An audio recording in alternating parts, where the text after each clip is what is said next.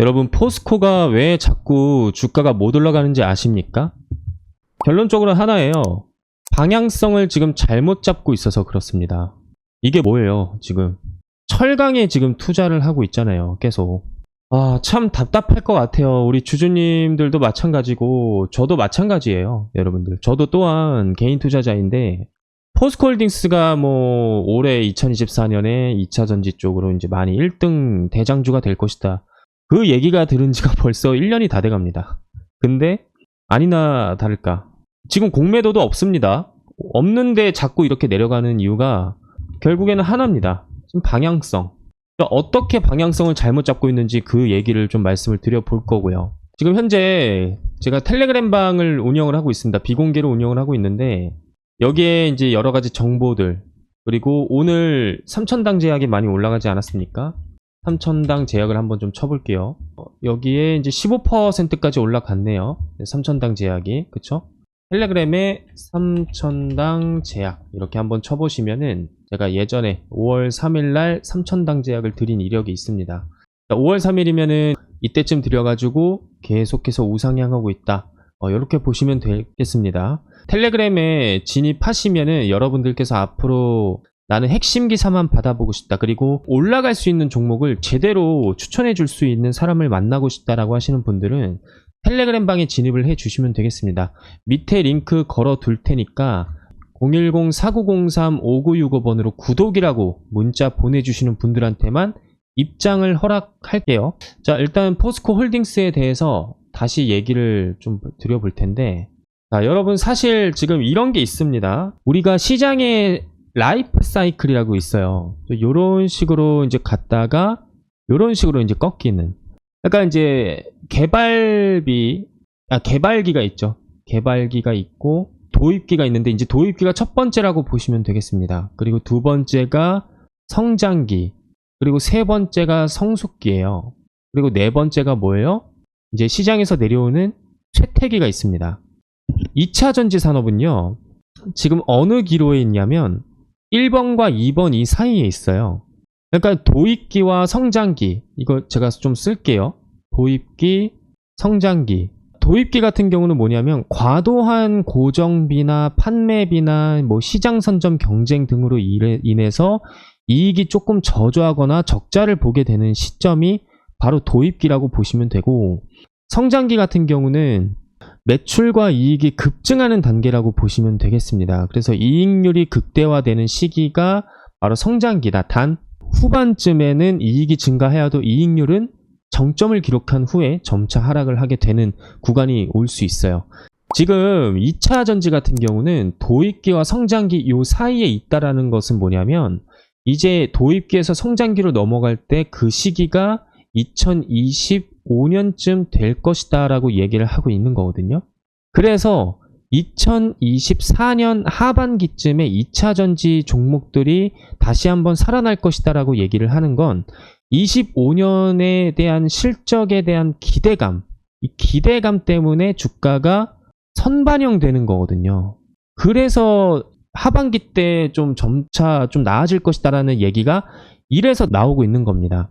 근데 전 답답한 게 뭐냐면, 장이나 현재 포스코그룹 회장이 미국의 WSD 기조연설에서 현재 철강 산업에 대한 비전을 제시를 했어요. 이 얼마나 답답한 소리입니까? 철강 산업에 대한 비전을 제시를 하는 건 지금 전 세계가 철강에 관심이 없습니다. 전 세계가 관심이 없는 산업에 투자를 하겠다라는 것은 제가 아까 말씀드린 대로 방향성을 현재 잘못 잡고 있다라고 밖에 생각을 하지 않아요. 철강은요, 여러분, 제가 아까 말씀드렸잖아요. 요 상태에서 철강이 지금 현재 거의 성숙기에서 쇠퇴기 요 사이에 들어가 있는 산업이에요. 없으면 안 되지만 또 그렇다고 해서 더 재투자를 해가지고 가치가 있는가 물음표를 던지는 그런 시점이란 말이죠. 성장하는 산업에 투자를 해야 되는데 떨어지는 산업에 투자를 하고 있으니 이 얼마나 주주님들 입장에서는 답답할 노릇입니까? 그래서 여기 철강 업황 부진의 결국에는 포스코 홀딩스가 13개월 만에 최저가가 났습니다. 이러니까 곡소리가 안 나겠냐고요. 그러다가 결국 뭐냐면 장인하 회장이 이제 결국에는 전기차로 전환해서 내실을 다질 기회로 삼는다. 근데 저는 이 내실이 왜 자꾸 내실 이야기만 하는지 모르겠습니다. 뭐만 하면 내실, 뭐만 하면 내실 기회, 뭐만 하면 내실을 다지겠다. 내실만 다지다가 다른 기업들에게 경쟁 다 뺏길 것 같아요. 포스코 홀딩스가 주주님들 계속 의아해 하실 겁니다. 모르시는 분들을 위해서 오늘 이렇게 말씀을 드린 건데, 호재가 나왔음에도 불구하고 떨어지고, 호재가 나왔음에도 불구하고 떨어지고, 이게 도대체 뭐 하는 짓인가? 그래서 지금 거래량도 안 나오고 있잖아요. 이게 왜 그래요? 포스코 홀딩스의 오너인 분이 방향성을 잘못 잡고 있다라는 부분이에요. 그래서 오너로 장인하 회장이 이제 올해 3월 달인가 4월 달에 이제 회장 자리에 올랐지 않습니까? 근데 철강맨이라고 부르는 사람이 회장 자리에 오르니 주주님들 입장에서는 황당한 겁니다. 근데 아니나 다를까 예상했던 게 맞았던 게 이 철강에 이제 제도적인 투자를 하겠다라고 얘기가 나온 이후부터 주가가 이렇게 계속 곤두박질 치는 겁니다. 무슨 말인지 아시겠나요?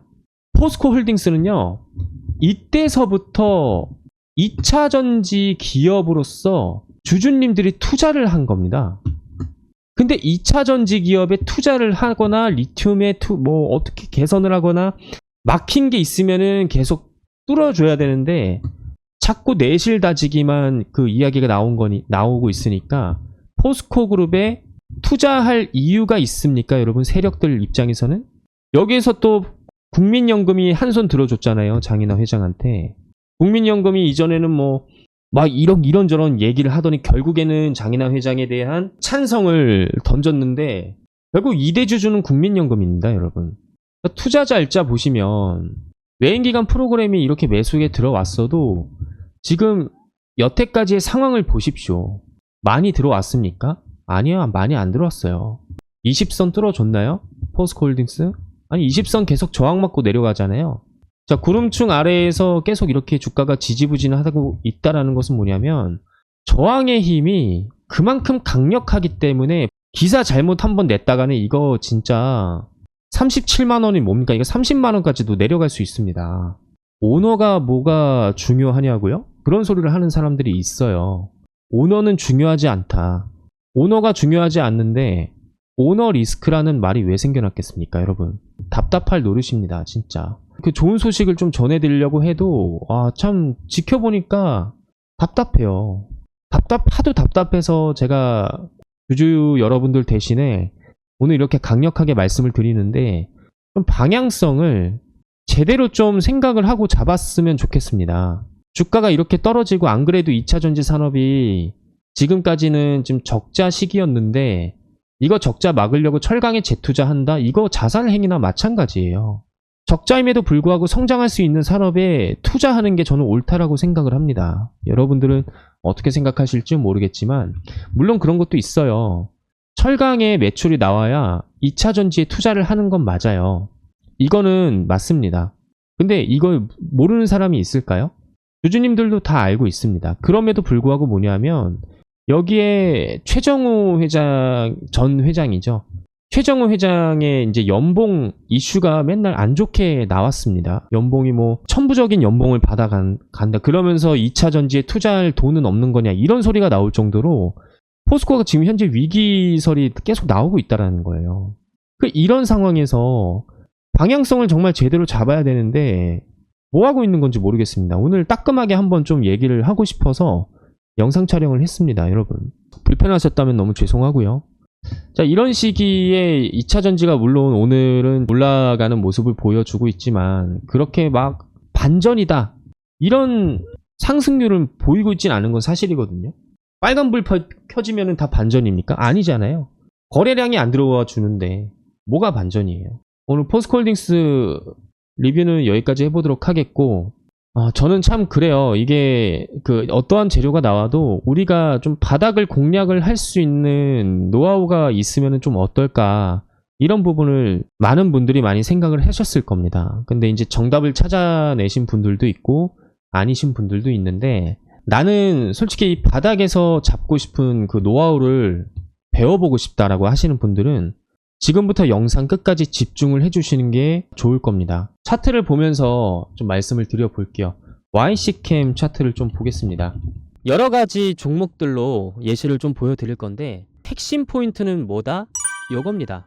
자, 이 화살표가 나온 이후로 주가가 어떻게 됐습니까? 이런 식으로 폭등을 했단 말이에요. 물론 재료 파악도 중요하지만 우리가 기술적인 부분에서 저점을 잡지 않는다라고 한다면 재료 파악만 해서는 결코 주식 투자하기가 쉽지 않습니다. 즉 여러분들한테는 뭘 알려드리는 거냐면 나침반 역할을 해줄 수 있는 지표를 말씀을 드리는 거고, 거래량이 터졌을 때야 개인 투자자들은 세력들이 들어왔구나 라고 알 수 있죠. 근데 거래량이 터지기 전에 이 지표 하나만으로도 대략적으로 개인 투자자들도 저점을 잡아갈 수 있는 기회를 제공한다라고 말씀을 드리고 싶습니다.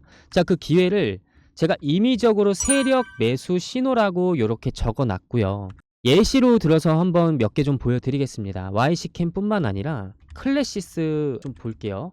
클래시스 같은 경우에는 두 가지 화살표가 또 나왔죠. 이때 나왔을 때 올라가고, 이때 나왔을 때 한 번 더 올라가고. 내가 만약에 주식 투자로 손실을 많이 본다, 이 화살표에 대한 부분만 믿고 가셔도 좋은 성과를 낼 수 있지 않을까 싶고, 그 다음에 J2K 바이오를 한번 보겠습니다. J2K 바이오도 지금 여러 가지 화살표가 나오는 게 아니라 이거 딱 하나만 나오잖아요. 그 다음부터 어떻게 돼가고 있습니까? 쭉 상승을 하고 있단 말이죠. 이처럼 한미반도체도 마찬가지로 매집하고 이때서부터 굉장히 폭등이 나왔습니다. 그쵸? 물론 여러분 혼자서 이거를 활용해 보고 싶다라고 생각하시는 분들께서는 지금 여기 보시는 010-4903-5965번으로 행운의 숫자 7 문자 보내주시면은 설정하는 방법 알려드릴 거고요. 그런데 나는 그냥 추천주 신호만 받아보고 싶다라고 하시는 분들이 계실 수도 있죠. 그래서 구독자분들에게 어떠한 혜택을 드리고 있냐면, 지금 보시는 문자바다라는 사이트가 있습니다. 문자바다 사이트를 통해서 저 홍프로가 개인 고객으로 사용을 하고 있고요. 자, 한미반도체가 언제 제가 드렸었냐면 발송일이 올해 1월 29일 날, 그때 장중에 오후 1시 2분쯤에 제가 문자를 발송을 해드린 적이 있었는데, 홍프로의 세력 신호라고 문자로 딱 제목을 붙여서 보내드리고 있고, 종목명 한미반도체, 그리고 비중 50%를 해서 1차 목표는 15만원까지 바라보고 있다 분명히 말씀드렸어요. 자, 그럼 재료 같은 경우는 어떻게 말씀을 드렸느냐면 이런 식으로 또 말씀을 드렸단 말이에요. 그러니까 이제 기술적인 그런 타점과 재료 올라가는 이유를 말씀을 드려야 되니까 납득을 하실 수 있게끔 제가 분석을 통해서 신호를 드리고 있고, 발신번호 같은 경우는 010-4903-5965 아까 보여드렸던 번호랑 똑같고요. 전체 전송수는 131건인데 원래는 제가 100건만 보내드리려고 했습니다. 저의 개인적인 욕심으로 131건까지 이렇게 좀 보내드렸어요. 아무튼 전부 다 보내드릴 수는 없습니다. 그래서 선착순으로 받기 때문에 이 선착순 같은 경우는 어떻게 받고 있느냐, 지금 보시는 영상 하단에 밑으로 내려보시면 링크가 하나 있을 겁니다. 이 링크를 클릭을 해주시면 보시는 화면처럼 홍프로의 신호받기 내용이 보이시면 제대로 클릭하신 거고요. 밑에 내려보시면은 성함, 연락처, 인증번호 적는 게 나오실 거예요. 인증번호를 받기 위해서는 연락처를 제대로 적어 주셔야겠죠. 그리고 밑에 원하시는 대로 체크를 해주시고 마지막으로 무료 신청하기 클릭을 해주시면은 전부 다 끝납니다. 간단하죠. 그러면 선착순으로 신청하시는 분들 위주로 아까처럼 문자 보내드리니까 여러분들께서 적극적으로 참여해 보시길 추천드립니다.